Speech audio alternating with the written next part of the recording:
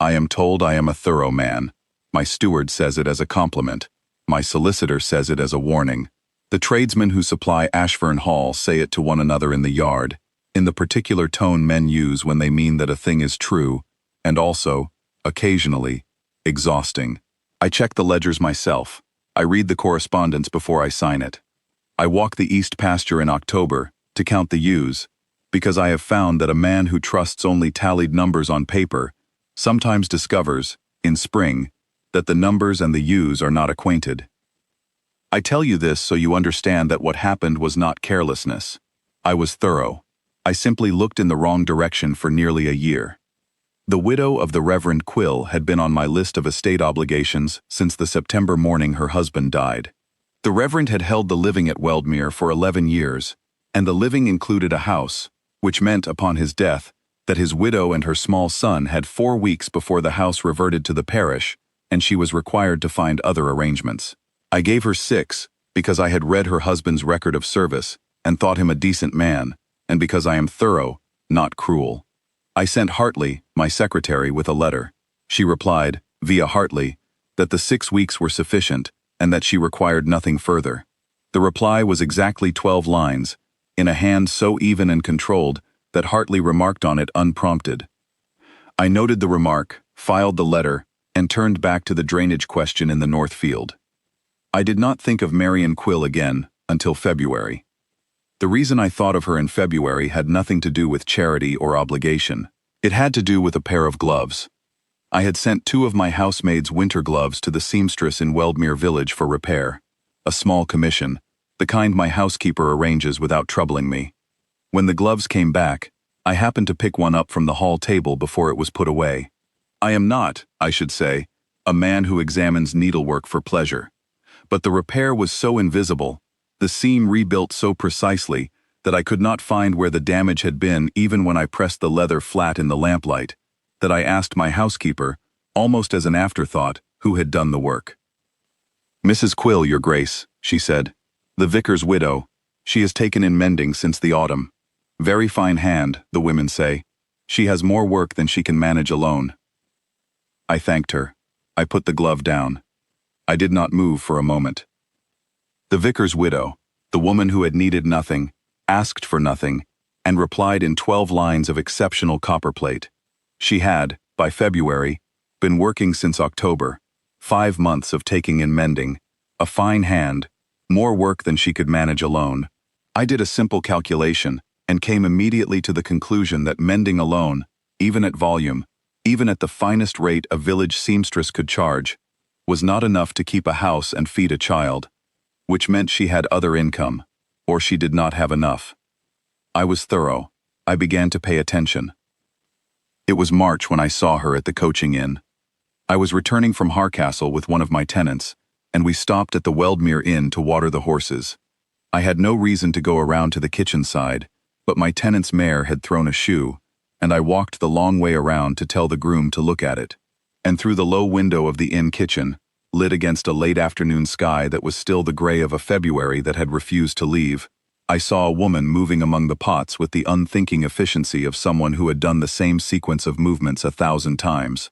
She was setting the long table, ladling, directing the kitchen girl, tasting from a wooden spoon and adjusting, all without pause and without waste. Not a housekeeper. She wore no housekeeper's black. She wore a gray wool dress under an apron, and her dark hair was pinned close, and she moved like a woman who knew exactly how much a minute was worth. I did not realize at once who she was. I made a note of her in the way I make notes of capable things, a stored impression, precise and unattached.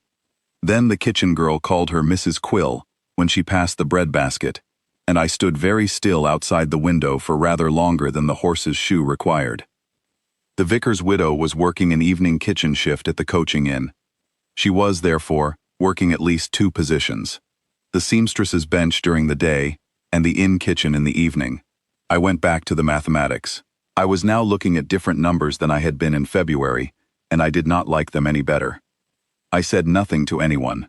I went home and sat with the ledgers for an hour, and did not read a single page of them.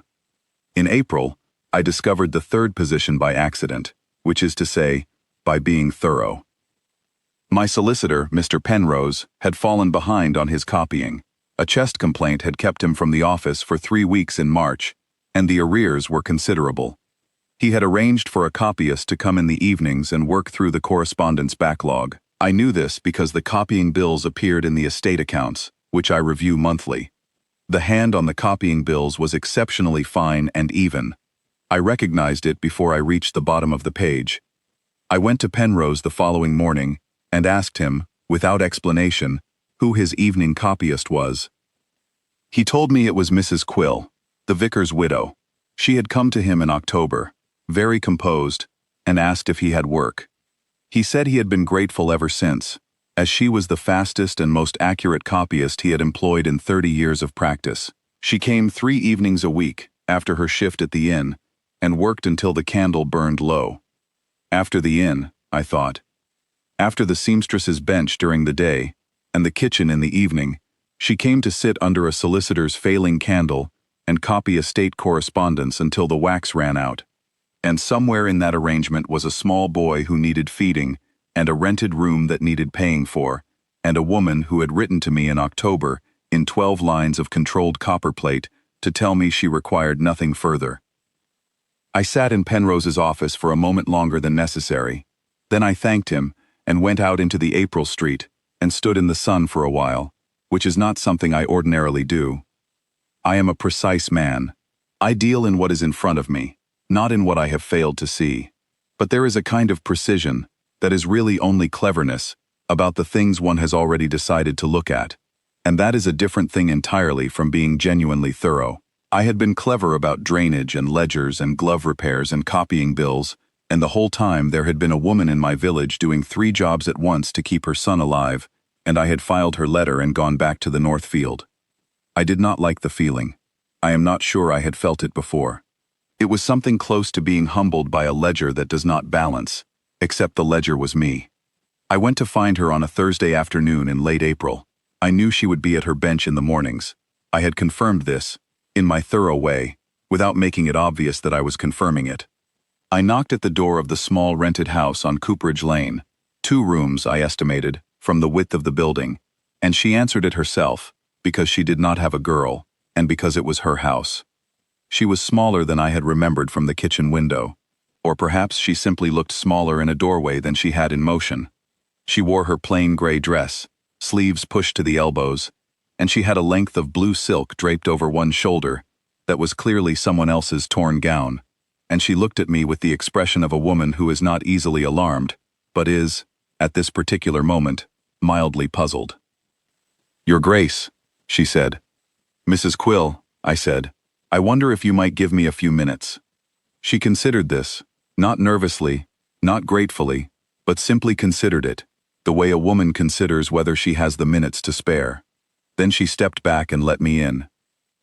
The front room was her workroom. There was a good chair by the window for the light, a table covered with fabric and thread, and 2 pairs of gloves awaiting repair, and on a lower shelf, a row of glass ink pots that belonged to the copywork, and beside the ink pots, a small wooden horse on wheels that belonged to nobody but the boy. He was not there.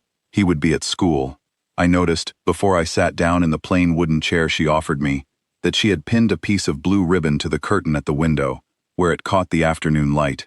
It was the only ornament in the room. I told her, as precisely as I could, what I had found out and how I had found it. The gloves, the kitchen window, the copying bills. I did not dress it up. A woman who worked 3 positions and raised a child on the proceeds had no use for softened accounts. She listened without interrupting. She had the ability, which I have rarely encountered, to be entirely still while something was said to her. Not frozen, not braced, but simply present. When I finished, she was quiet for a moment, and then she said, "I imagine you've come to offer me something." "I've come to tell you," I said, "that I was the last person in Weldmere to understand what you were doing, that I am precise about most things, that I missed this entirely." She looked at me. "That is not usually how a duke begins a charity call, Your Grace." "It isn't a charity call," I said. "I don't know exactly what it is. I know I sat in Penrose's office last week and went out into the street and stood there for rather longer than I meant to. I know I have read your October letter 17 times in the last fortnight, and it still says the same 12 lines. I know I have not been able to open the ledgers in the evenings without thinking about the candle you work under at Penrose's office, and I find I am not a man who takes well to thinking about something he cannot resolve. She was still for another moment. Then she said, "The candle is adequate." "I don't doubt it," I said. "You are apparently adequate to everything you set your hand to. That is, in fact, the difficulty." She looked at me then, directly, in the way she had looked at the kitchen arrangements, and at the gown's torn seam on her shoulder, and at anything that required honest assessment. "I have been looked at by a great many people. Most of them are looking to determine what I want. She was looking to determine what I was. "I don't want to be managed," she said at last. "I want to be finished."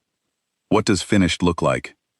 She glanced at the room, the ink pots, the gloves, the ribbon at the window, the little wooden horse. "Edmund reads at his year group's highest level," she said. "He has been promised a schoolmaster's recommendation for the academy. If I can hold the 3 positions through autumn, he can sit the entrance examination in December. I need 11 more months." 11 months. She had counted them.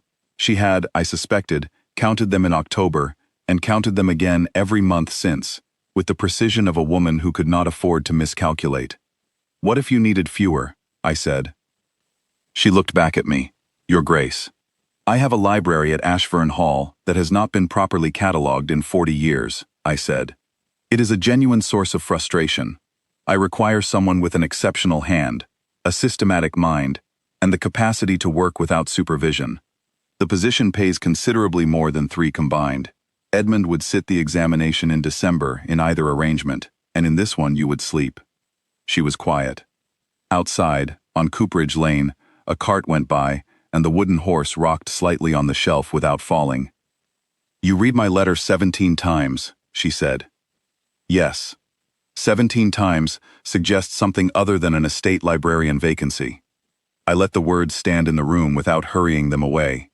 I had been a precise man all my life, and precise men, I had decided somewhere between Penrose's office and this wooden chair, occasionally missed the things that mattered longest, because they were too busy counting the things that could be tallied. "It suggests," I said, "that I intend to continue reading it.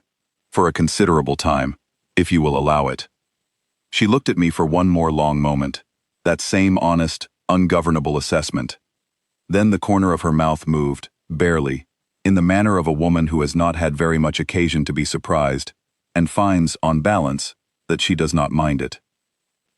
11 months, she said. "Then we will see." 11 months, I said. I stayed for tea, which she made herself, with no apology for the plainness of the cup. When I left, I walked back along Cooperage Lane in the late afternoon sun, and I felt, for the first time in what seemed like a very long while, that I had been genuinely thorough about something that mattered. Edmund Quill sat his examination in December. He placed first. Marion Quill married the Duke of Veldmore the following April, in the church at Weldmere, with a blue ribbon pinned to her veil, the same blue she had hung in the window on Cooperage Lane, to catch the light while she worked. She has never, in all the years since, required anything further. I have spent the rest of my life making sure of it.